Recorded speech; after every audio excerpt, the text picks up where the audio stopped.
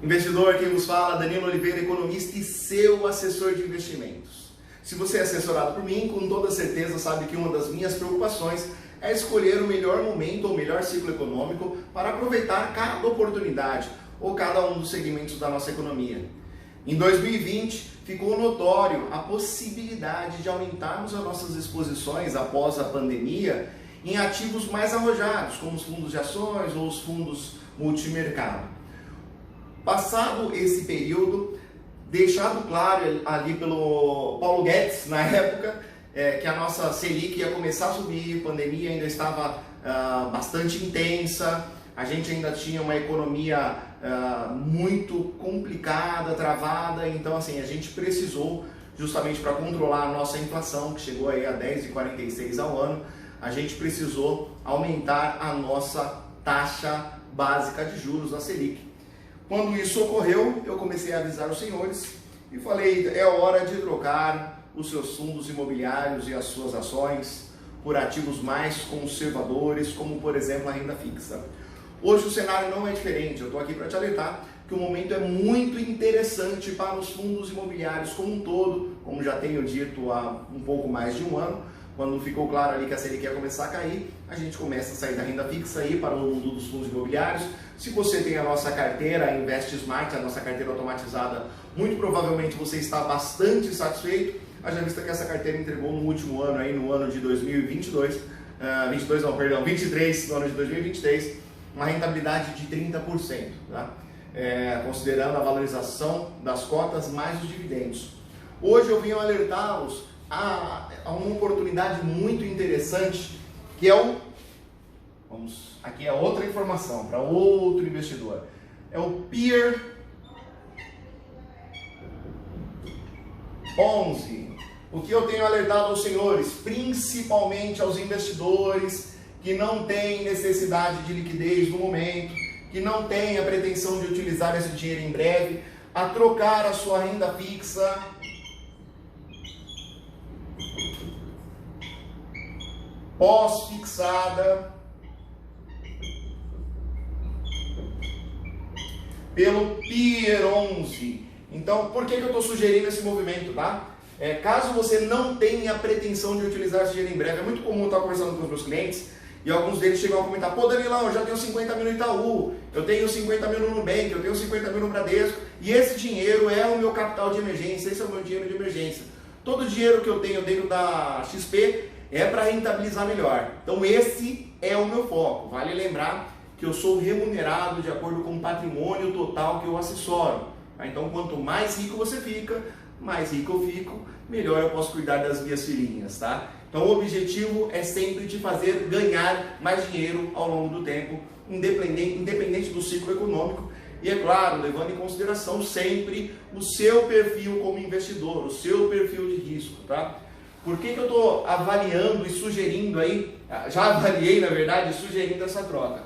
Basicamente, hoje nós temos uma Selic em 11,25 ao ano, em queda. Então vale lembrar que o CDI ele rende um pouquinho menos que a Selic. Então a gente está falando que o CDI está pagando mais ou menos aí 11% ao ano. Então se você tem um CDB pagando esse percentual, você está ganhando, retirando os impostos de renda, vamos considerar 22,5%, você está ganhando aproximadamente 9,5% ao ano líquido num CDB, pagando 100% do CDI, tá? Então se você tem um CDB hoje pagando 100% do CDI, depois que você pagar o imposto de renda de 22,5%, isso aqui tinha que estar em vermelho, né, cara?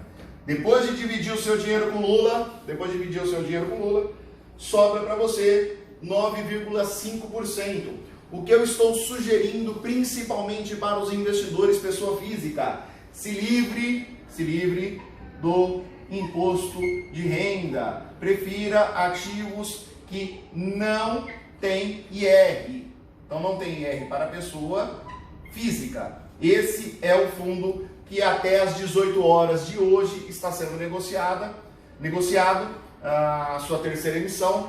O que o fundo é basicamente, tá? Eu acho que aqui a parte do CDB ficou clara, né? A gente tem uma Selic em queda, então esses 9,5 que você recebe hoje, ele vai para 8, vai para 7 e assim sucessivamente, vai ficar muito mais perto da poupança. Esse é o relatório do Boletim Focus, é o que a gente está estimando no mercado financeiro. Existe um consenso de que a Selic vai continuar caindo. Qual que é o meu objetivo como seu assessor? Manter a rentabilidade da sua carteira alta, manter a rentabilidade da sua carteira relevante, para que o seu patrimônio continue crescendo, para que o patrimônio que eu tenho sobre assessoria também continue crescendo, tá?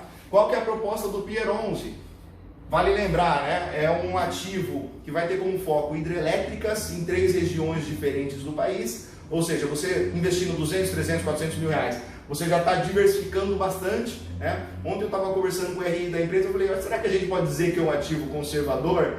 Aí a RI até brincou comigo, falou, Danilo, conservador é CDB do Banco do Brasil, mas é um ativo bastante seguro, tá? Bastante seguro, e ele tem pago aí como um reloginho suíço, 1% ao mês líquido aos seus investidores.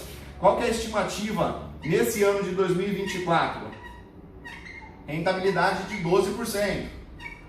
Tá? 1% ao mês de dividendos. Vou colocar dividendos aqui na frente. Dividendos. Então, 1% ao mês de dividendos líquido, se o seu amigo tem CDB ou um fundo de renda fixa, tá? Vale lembrar que os fundos de renda fixa com liquidez imediata, bastante conservadores, tendem a render entre 100% e 110% do CDI. Então, enquanto a carteira do seu amiguinho aí na renda fixa vai render 9,5% líquido, você estará ganhando uma rentabilidade de 12% de dividendos sem imposto de renda. Ponto importantíssimo, o fundo é negociado na CETIP. Tá? O que é um fundo imobiliário negociado na CETIP?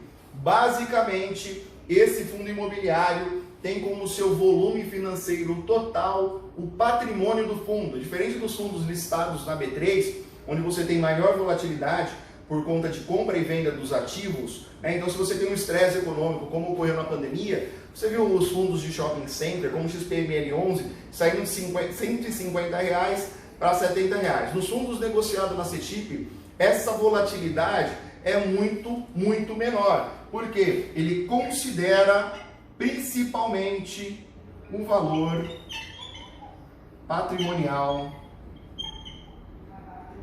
do fundo.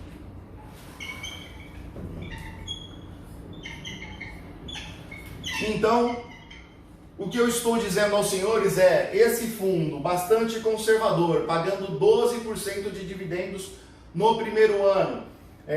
Ponto importantíssimo, qual que é o risco do fundo? Seria principalmente uma seca.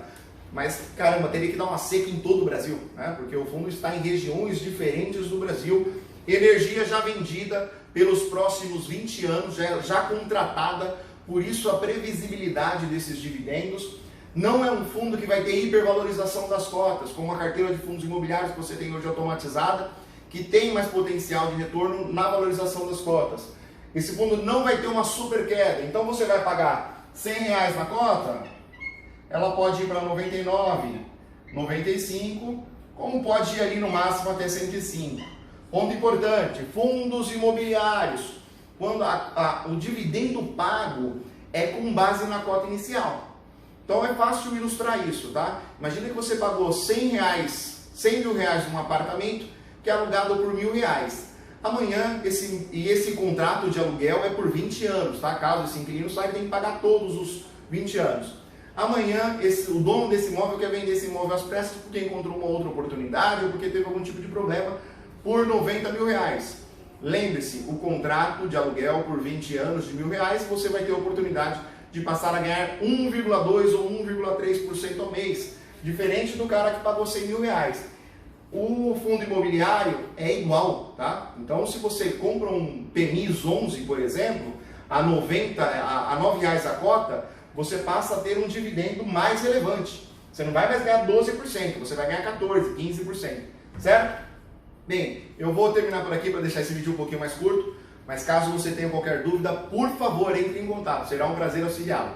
Fique com Deus, sucesso e bons investimentos.